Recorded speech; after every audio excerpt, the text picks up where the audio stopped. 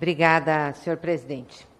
Colegas, bom, nós estamos discutindo aqui projeto de lei que tem por objetivo incluir um parágrafo no Código Penal a fim de prever que a educação domiciliar, o chamado homeschooling, não configure crime de abandono intelectual. Mas qual é o problema que nós temos aqui diante dessa discussão? É que nós não temos regulamentado o que é o ensino à educação domiciliar. O que determina a educação domiciliar? Ensinar uma criança a ler e escrever é o suficiente para caracterizar a educação domiciliar? Quais as atividades pedagógicas que teriam que ser desenvolvidas na família para caracterizar a educação domiciliar? E o desenvolvimento cognitivo, como se daria isso? Então, nós temos um problema de caracterização do assunto. E aí, se nós mudarmos o Código Penal, nós poderemos estar dando condições para que aqueles pais que não se preocupam com os filhos justifiquem a evasão escolar, ou também se beneficiem oportunisticamente dessa mudança para justificar a não preocupação e o cuidado com os seus filhos e com a educação. Ninguém aqui quer sair penalizando o pai, prendendo o pai, não é isso. O que nós queremos é que a matéria seja clara, para que os oportunistas ou aqueles que não têm responsabilidade com as crianças, de fato, tenham que responder perante a lei. Porque abandono intelectual é crime. É um direito da criança ter acesso à educação. Eu queria perguntar nessa comissão, aos que defendem a regulamentação, quantos pais já foram penalizados no Brasil em razão do ensino domiciliar? Quais foram as penas?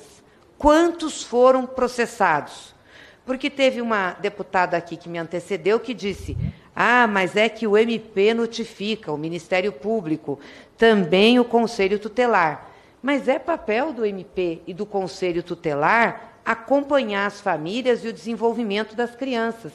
Então, é natural, ao ver uma criança que não frequenta a escola, notificar a família para saber o que está acontecendo, que é a oportunidade dos pais colocarem para o Ministério Público ou para o Conselho Tutelar que estão fazendo a educação familiar, a educação em casa, comprovar o que estão fazendo, quais são as ações, qual é o desenvolvimento da criança.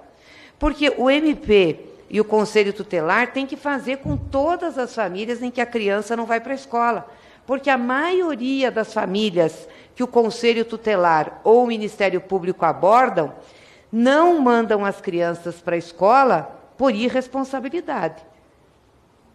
Porque não tem a preocupação, caracteriza abandono intelectual. E, portanto, tem que ser processada porque a criança tem que ter o direito de ir.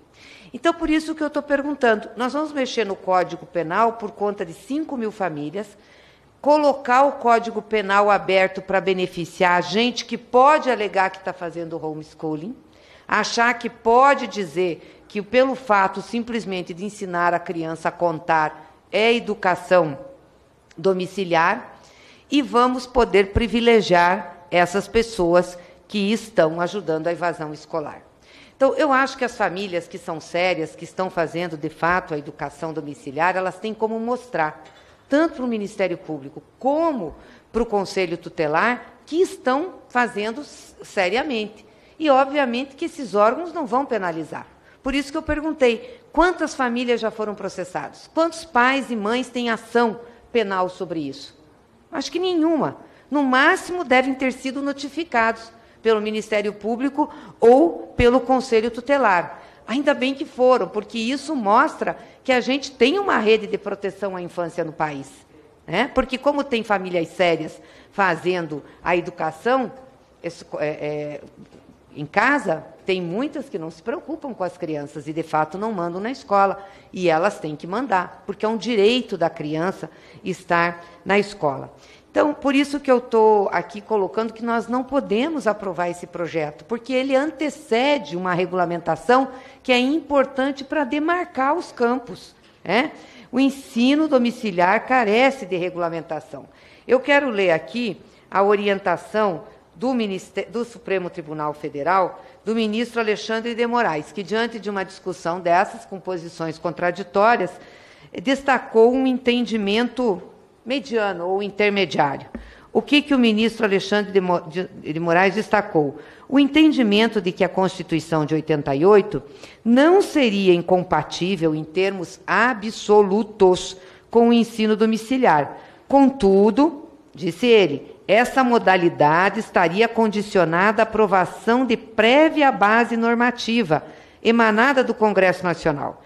Desse modo, cabe ao legislador a delimitação das circunstâncias especiais de cabimento do ensino domiciliar por conivência, não sendo, pois, direito subjetivo dos pais ou dos educandos, educandas. Portanto, estamos falando aqui que não pode ser alegado direito natural. Salienta que o Congresso Nacional não está obrigado a criar essa modalidade de ensino, embora possa fazê-lo. Entretanto, deve considerar princípios e preceitos constitucionais e adotar cautela de modo a evitar evasões escolares disfarçadas de ensino domiciliar. Tem que impor frequência, supervisão, avaliação pedagógica e dessocialização, como determina a Constituição Federal. Tais serviços terão custos e necessidade de mobilizar agentes, eventualmente tendo incidência no orçamento da educação pública. Então, ele não disse que não podia ter, disse que não há, por parte da Constituição, contradição, mas que precisa ser regulamentado, porque senão só ensinar a contar vai caracterizar a educação domiciliar? Só ensinar a ler e escrever? Não. Nós sabemos que o processo de educação e formação de uma criança, de um jovem, de um adulto, é longo. Então, a responsabilidade é muito grande sobre isso, para o Estado simplesmente delegar à família, quando não se trata de direito natural, posto que não é direito subjetivo. É isso que nós temos que entender. A tutela ou o cuidado da família não pode impor a uma criança o que ela acha da vida.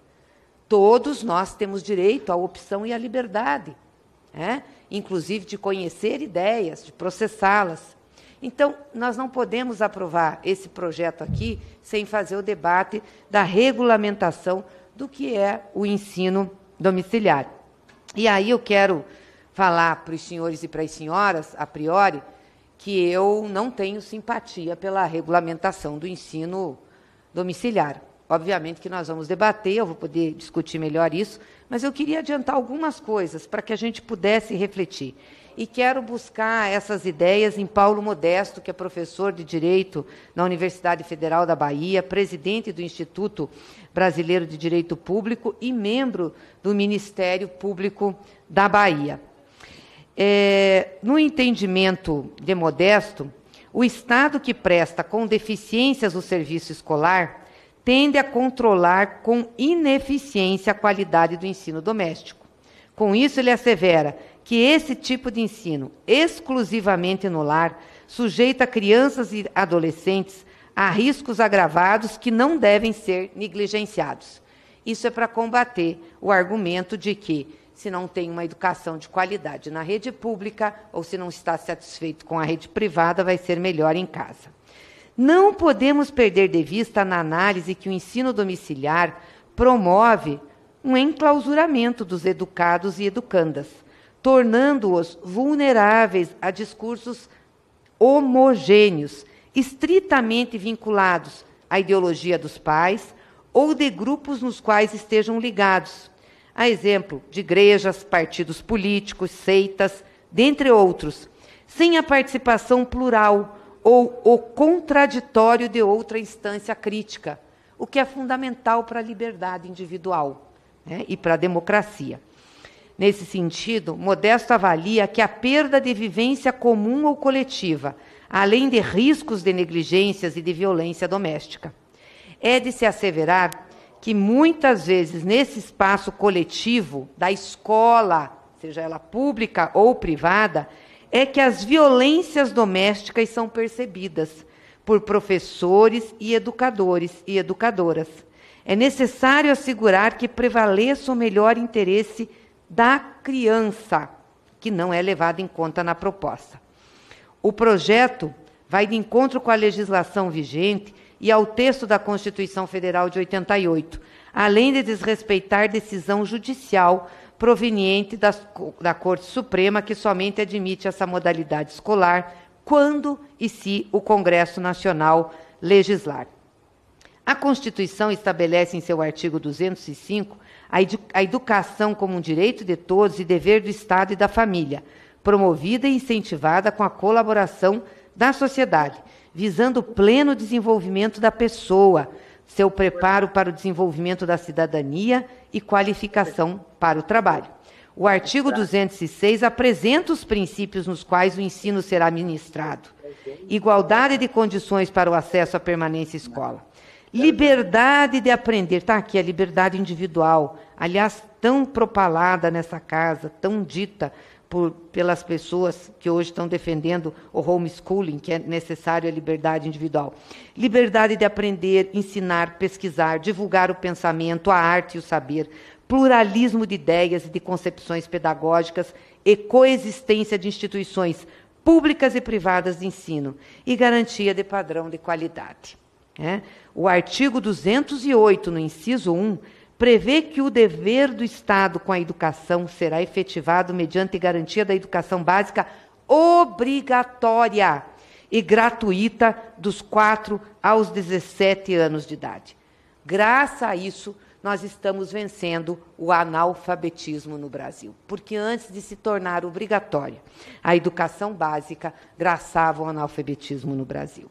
Portanto, além disso, nós temos também a lei que estabelece as diretrizes e bases da educação nacional, que se contrapõe à educação em casa, a lei do Estatuto da Criança e do Adolescente. Enfim, esse é um debate longo, um debate aprofundado que temos que fazer, porque diz respeito às nossas crianças, à nossa gente, ao seu desenvolvimento e à construção do Brasil como nação.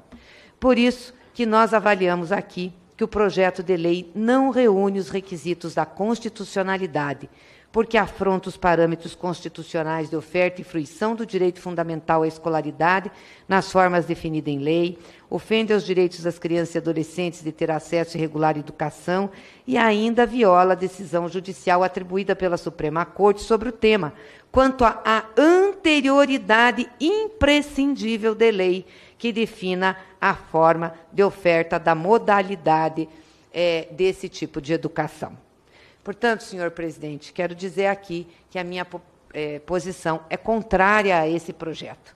Ele esconde-se nesse argumento de fazer bem a pouquíssimas famílias e, no entanto, vai levar a uma abertura no próprio Código Penal para que aqueles que têm interesse, ou que patrocinam a evasão escolar das suas crianças, possam ter guarida, conseguir guarida na legislação penal. Antes de regulamentarmos o homeschooling, nós não podemos aprovar esse projeto de lei. Então, é a minha posição, senhor presidente. Muito obrigada. Muito bem.